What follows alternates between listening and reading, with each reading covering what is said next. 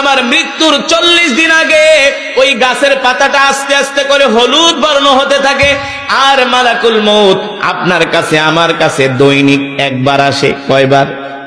যখন প্রথম দিন হয় একবার আসে, 40 দিনের দিনে একবার আসে, 39 দিনের দিনে একবার আসে, হাদিস শরীফে আসছে 38 দিনের দিকে একবার আসে।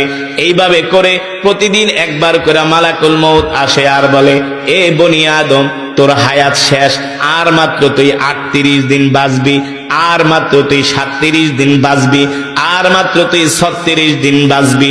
ফাফু আনহুম ওয়াস্তাগফির লাহুম ওয়াশাওিরহুম ফিল আমর। তুই দুনিয়াতে যত গুনাহ করেছস সব গুনার জন্য তুই আল্লাহর কাছে তওবা কর। ঠিক কিনা বলেন? যখন মালাকুল মউত আইসা একজন মানুষকে বলে, তোর সময় আছে আর 35 দিন, 34 দিন, 33 দিন, 32 দিন, 31 দিন, 30 দিন, প্রতিদিন মালাকুল মউত একবার এসে এসে বলে যায়, তোর সময় কিন্তু আর বেশি দিন নাই। আল্লাহর নবী বলেন, তখন ওই মানুষটার মধ্যে একটা মৃত্যুর ভয় কাজ করে। তার খাওয়া দাওয়া বন্ধ হয়ে যায়, কম খাওয়া শুরু করে, আত্মীয় স্বজনের সাথে কথা বলে না, শুধু সম্পদের দিকে তাকায় থাকে, স্ত্রীর দিকে তাকায় থাকে, সন্তানের দিকে তাকায় থাকে, আর এমন উদ্ভট কথাবার্তা বলে যেই কথা সে কোনোদিনও বলে নাই। ঠিক কিনা বলেন?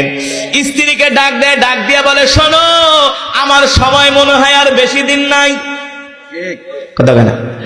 রাস্তা দিয়ে হেঁটে গেলে কোনো মানুষকে দেখলে ডাক দেয়, ভাই রে এদিকে আয়, আমারে ক্ষমা করে দিস, আমার সময় আর মনে হয় বেশি দিন নাই, যদি কোনো অন্যায় কইরা থাকে আমাকে ক্ষমা কইরা দিস।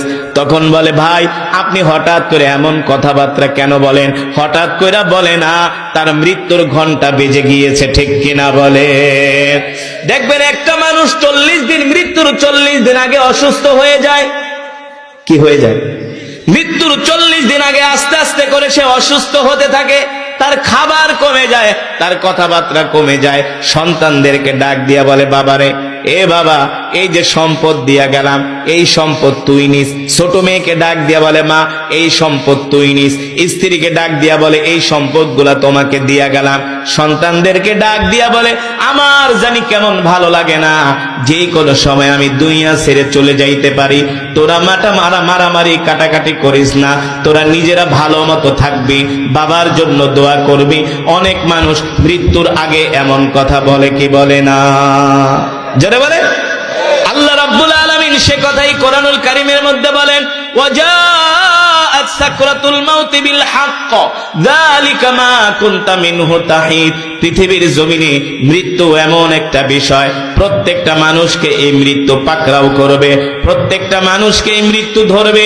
এই সাকারাতুল মাউত, এই সাকারাতের মাউত, এই সাকারাতের মৃত্যু, সাকারাতের মউত প্রত্যেকটা মানুষকে আক্রমণ করবে, গ্রাস করবে।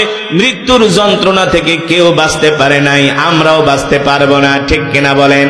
আল্লাহর নবী বলেন, যদি আমার কোন নেককার বা উম্মত হয়, ওই নেককার উম্মতের জান এমন ভাবে কবজ করা হবে, আল্লাহ তাআলা আরশে আজিম থেকে জিবরাইলকে পাঠায়, মালাকুল মউত আজরাইলকে পাঠায় দিবে, আর বল